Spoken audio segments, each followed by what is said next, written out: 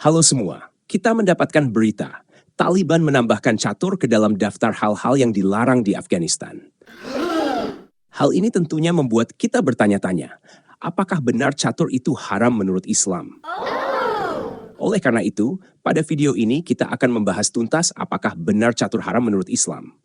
Tetapi sebelum itu, tentu saja kita perlu baca beritanya dulu ya.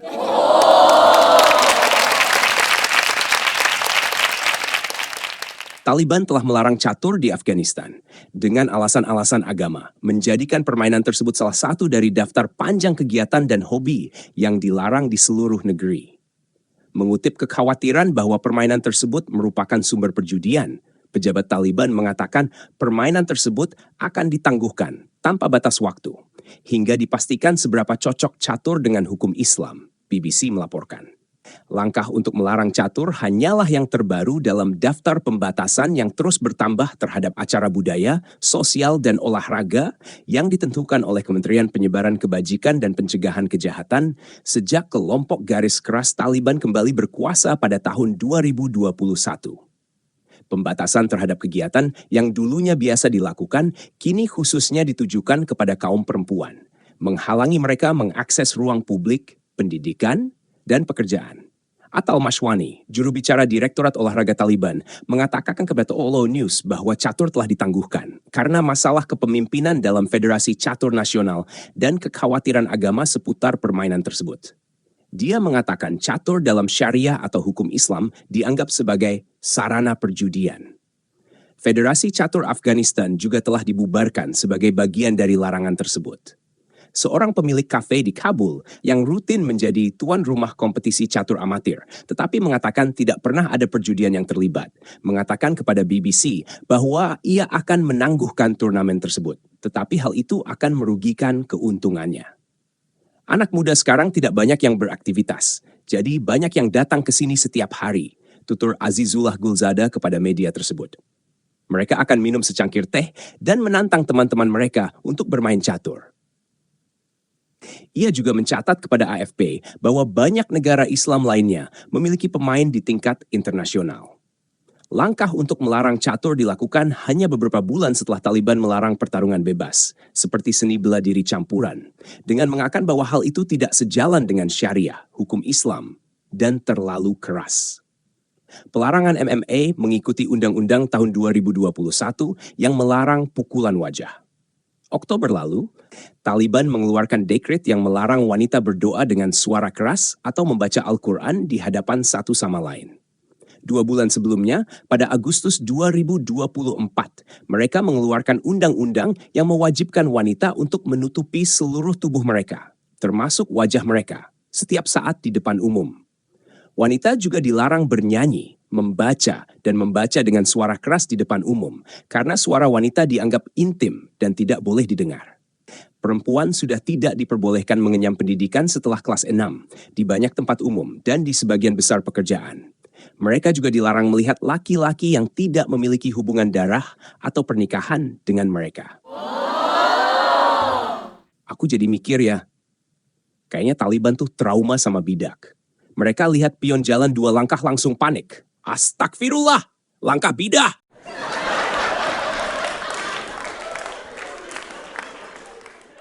Catur katanya judi. Lah terus sepak bola gimana? Kan ada taruhan juga tuh. Lucu juga ya, catur dilarang, sepak bola diperbolehkan dengan alasan judi.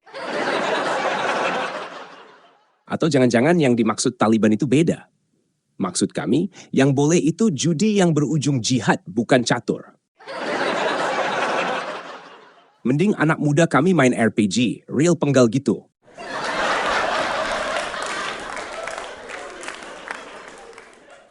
Catur membuat orang berpikir terlalu logis dan strategis.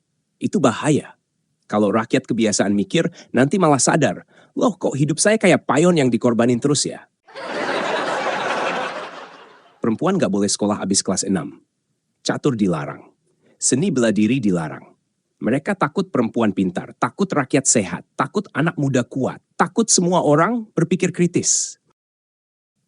Oh iya, satu lagi. Taliban juga melarang perempuan baca Al-Quran dengan suara keras. Katanya karena suara perempuan itu terlalu intim. Serius, itu bukan dosa perempuan, bro. Itu otak lo yang rusak. Dengar suara dikit, langsung overheat.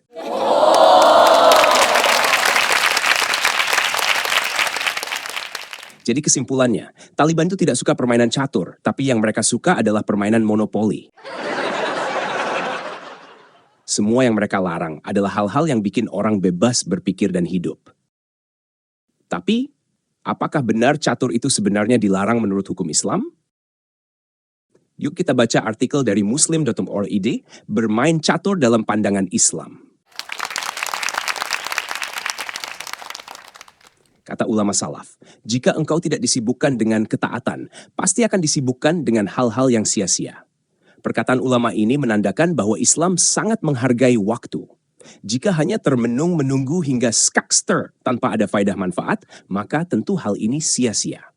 Apalagi jika permainan semacam itu meninggalkan kewajiban semisal syarat 5 waktu, maka tentu dihukumi haram. Pembahasan kali ini akan mengupas permasalahan seputar hukum bermain catur.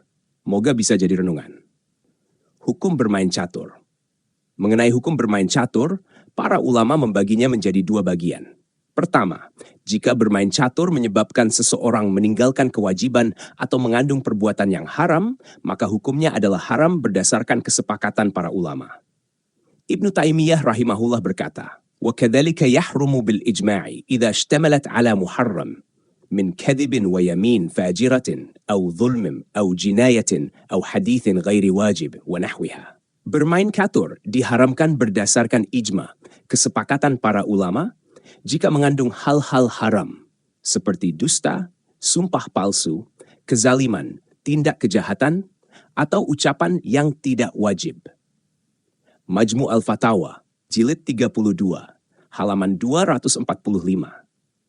Jika seseorang bermain catur sampai lalai dari syarat 5 waktu, atau meninggalkan syarat berjamaah di masjid, khususnya bagi laki-laki, maka hukumnya menjadi haram. Dan inilah yang sering terjadi. Karena terlalu fokus memikirkan strategi, seseorang bisa menghabiskan waktu berjam-jam dan akhirnya meninggalkan kewajiban syarat. Kedua, jika bermain catur tidak mengandung hal yang haram dan tidak menyebabkan seseorang meninggalkan kewajiban, maka terdapat perbedaan pendapat di kalangan para ulama. Pendapat pertama, tetap mengharamkan permainan catur. Ini merupakan pendapat mayoritas ulama dari mazhab Hambali, Maliki, dan Hanafi. Pendapat ini juga diikuti oleh para ulama kontemporer seperti Syekh Muhammad bin Ibrahim dan fatwa dari Al-Lajnah Ad-Daimah lil Buhuts Al-Ilmiyah wal Ifta. Pendapat kedua, tidak mengharamkan permainan catur. Ini adalah pandangan sebagian ulama Syafi'iyah dan diikuti oleh ulama modern seperti Yusuf Qardawi dalam kitabnya Al-Halal wal Haram. Salah satu dalil yang digunakan oleh pihak yang mengharamkan adalah Mal'un man la'iba bisyitranj wan nadhiru ilaiha kal'akil lahmal khinzir. Terlaknat orang yang bermain catur dan orang yang hanya melihatnya seperti orang yang memakan daging babi. Disebutkan dalam Kunuzul Amal, jilid 15, halaman 215. Namun, hadits ini memiliki kelemahan. Statusnya mursal dan salah satu perawinya, yaitu Habbah bin Muslim, tidak dikenal. Sehingga hadits ini dianggap lemah. Demikian juga hadits-hadits lain yang menyebutkan keharaman catur, semuanya lemah atau palsu. Keterangan ini dijelaskan oleh Syekh Dr. Tolah Sa'ad bin Nashir As-Syatsri dalam Al-Musabaqaat, halaman 227. Dalil lain berasal dari perkataan Ali bin Abi Thalib. Dari Maisarah bin Habib, ia berkata, Ali bin Abi Thalib radhiyallahu anhu pernah melewati sekelompok orang yang sedang bermain catur, lalu beliau berkata, apa ini patung-patung yang kalian duduki dan kalian berdiam di hadapannya? Al-Baihaqi, jilid 10, halaman 212. Imam Ahmad mengatakan bahwa inilah hadits paling syahih dalam bab ini. Sementara itu, ulama yang membolehkan permainan catur beralasan bahwa tokoh tabi'in terkenal seperti Asy-Sya'bi pernah memainkannya. Dan hukum asal segala sesuatu adalah boleh sampai ada dalil yang melarangnya secara tegas. Namun pendapat yang paling kuat adalah bahwa permainan catur diharamkan karena 1. Meskipun hadits-hadits yang melarangnya dhaif, perkataan Ali bin Abi Thalib menunjukkan pengingkaran yang tegas terhadap permainan ini. 2. Buah catur menyerupai patung yang berbentuk makhluk hidup. Dalam Islam, memiliki gambar atau patung makhluk hidup adalah haram. Rasulullah Shallallahu Alaihi Wasallam bersabda, sesungguhnya malaikat tidak akan masuk rumah yang di dalamnya terdapat gambar. Al-Bukhari nomor 3224 dan Muslim nomor 2106. Buah catur tergolong gambar 3 dimensi dan termasuk yang dilarang. Ini adalah alasan dari Syekh Muhammad bin Shalih Al-Utsaimin rahimahullah. 3. Ulama yang membolehkan permainan catur memberikan 2 syarat. Tidak mengandung unsur haram seperti taruhan, caci maki, atau kebohongan. Tidak sampai melalaikan kewajiban seperti meninggalkan syalat. Namun, kedua syarat ini jarang dipenuhi oleh para pemain catur, sebagaimana disampaikan oleh Syekh Shalih Al-Fauzan Hafizahullah saat membantah pandangan Yusuf Qardawi. Bila syaratnya jarang dipenuhi, bagaimana mungkin kita menyatakan bahwa bermain catur itu boleh? Ibnu Taimiyah rahimahullah juga menyatakan, permainan catur dihukumi haram oleh mayoritas ulama, meskipun tidak disertai hal-hal yang terlarang. Ini karena catur sering melalaikan dari zikir kepada Allah, melalaikan dari syalat, menimbulkan permusuhan dan kebencian. Dan hal ini lebih buruk dibandingkan permainan dadu jika tidak ada taruhannya. Jika keduanya memakai taruhan, maka catur lebih buruk. Majmu' al-Fatawa, Jilid 32 halaman 245. Catur termasuk maisir. Allah Ta'ala berfirman, hai orang-orang yang beriman, sesungguhnya meminum khamar, berjudi, berkorban untuk berhala, dan mengundi nasib dengan panah adalah perbuatan keji dari perbuatan syaitan. Maka jauhilah perbuatan-perbuatan itu agar kamu mendapat keberuntungan. Qus Al-Ma'idah ayat 90. Imam Malik rahimahullah mengatakan bahwa maisir terbagi 2. Pertama, bentuk permainan seperti dadu, catur, dan segala permainan yang melalaikan. Kedua, bentuk perjudian yang mengandung spekulasi atau untung-untungan. Al-Qasim bin Muhammad bin Abu Bakar mengatakan, setiap yang melalaikan dari zikir kepada Allah dan dari syalat, itulah maisir. Dinukil dari Al-Mawsu'ah Al-Fiqhiyah, Jilid 39, halaman 406. Ibnu Taimiyah rahimahullah juga berkata, permainan catur adalah kemungkaran, sebagaimana dikatakan oleh Ali, Ibnu Umar, dan para sahabat lainnya. Oleh karena itu, Imam Abu Hanifah, Imam Ahmad, dan selain mereka bersikap keras dalam hal ini. Bahkan mereka mengatakan, tidak boleh menyalami para pemain catur karena mereka menampakkan kemaksiatan secara terang-terangan. Majmu' Al-Fatawa Jilid 32, halaman 245. Sebagai penutup, kami sampaikan sabda Nabi Shallallahu Alaihi Wasallam. Di antara kebaikan Islam, seseorang adalah meninggalkan hal-hal yang tidak bermanfaat. Harul Tirmidzi nomor 2317, Ibnu Majah nomor 3976. Syekh Al-Albani mengatakan bahwa hadits ini syahih. Jika Anda ingin menjadi baik, maka tinggalkanlah hal-hal yang tidak bermanfaat. Jadi intinya begini, teman-teman, main catur itu haram. Kenapa? Karena bidak catur itu kayak patung. Dan patung itu dilarang. Catur juga bisa bikin lupa syalat. Lah, jadi kalau syalatnya lupa karena ngantuk, berarti kasur juga haram dong. Nanti majelis ulama ngeluarin fatwa. Kasur dengan empuk level 5 ke atas, haram karena menyesatkan umat.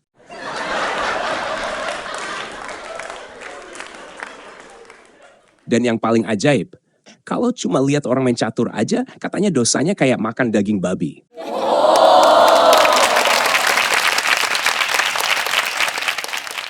Berarti kalau non-trim Grandmaster dunia, itu kayak pesta babi guling.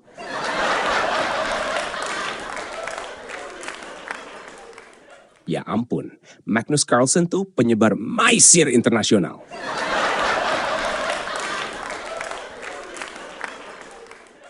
Tapi tenang, selama kamu mainnya nggak sambil berjudi, nggak sambil maki-maki lawan, dan tetap ingat syalat, kamu tetap masuk surga.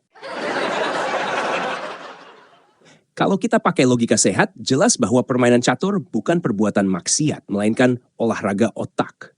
Catur tidak mengandung unsur cabul, tidak menyakiti siapapun, dan justru mengasah kemampuan berpikir kritis, konsentrasi, strategi, serta kesabaran.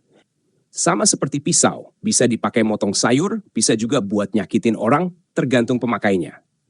Kalau ada orang jadi lalai syalat gara-gara main catur, ya itu salah orangnya, bukan salah caturnya. Sama seperti kalau orang lalai syalat karena scrolling TikTok.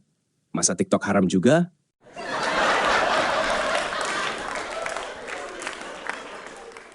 Manfaat permainan catur. 1. Meningkatkan kecerdasan logika dan pemecahan masalah. Catur melatih otak untuk memikirkan berbagai kemungkinan dan membuat keputusan strategis. 2. Melatih kesabaran dan pengendalian emosi. Karena satu langkah sembrono bisa bikin kamu kalah, kamu belajar sabar dan tenang. 3. Meningkatkan konsentrasi. Tanpa fokus, kamu akan blunder. Kayak orang yang salah jawab waktu debat agama, malah nyasar. 4. Meningkatkan daya ingat. Pemain catur tingkat tinggi melatih ingatan pola-pola taktik. Mirip kayak hafalan, tapi ini hafalan yang benar-benar digunakan dalam pertempuran otak. 5. Membangun karakter sportif. Karena kita belajar menang tanpa sombong, kalah tanpa ngambek. Kalau semua yang mengasah otak dilarang, jangan-jangan besok kalkulator pun difatwa haram karena membantu mikir dan bikin manusia kurang tawakal pada takdir aritmatika.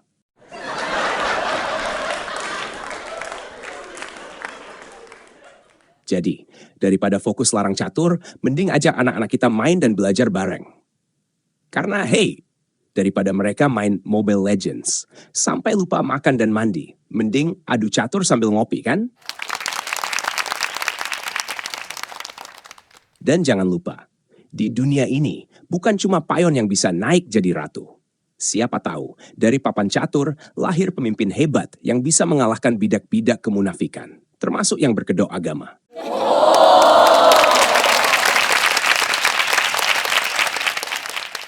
Kalau ada agama yang sampai mengharamkan permainan catur, permainan yang ngajarin kita berpikir strategis, sabar, tidak gegabah, bahkan menghargai setiap langkah kecil, mungkin itu saatnya kita bertanya.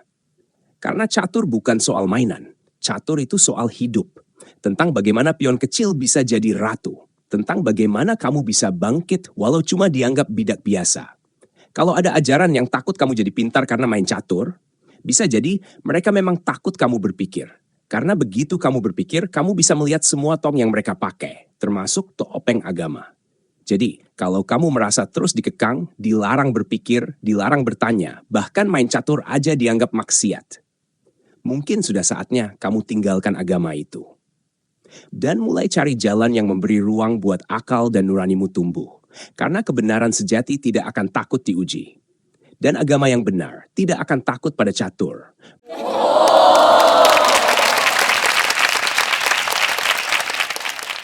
Kalau kamu suka konten seperti ini, jangan lupa like, share, dan subscribe. Tinggalkan komentar kalau kamu pernah dibilang haram cuma gara-gara mikir. Sampai jumpa di video selanjutnya, di mana logika dan nurani tetap jadi raja. Peace!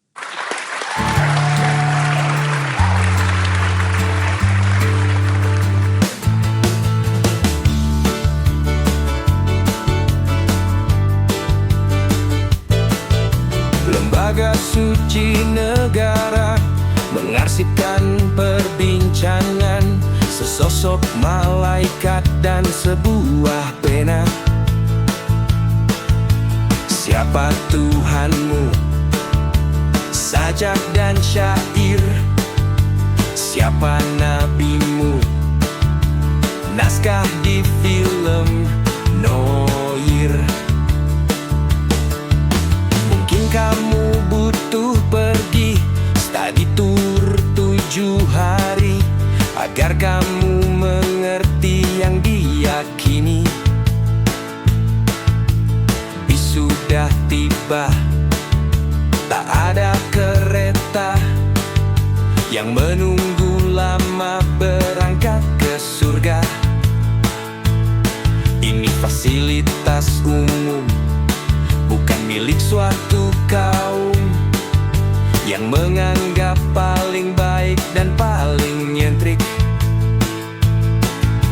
Kau kira ini wisata milik pribadi semata, wayang diambil tetangga, kau terlambat murka. Pentas lawas jelas dilupa, kau tak pantas tuh kecewa. Rumpunmu ngawat darurat, kau pergi ke barat. Lembaga suci negara mengarsipkan perbincangan sesosok malaikat dan sebuah pena. Siapa Tuhanmu? Sajak dan syair. Siapa nabimu? Naskah di film Noir.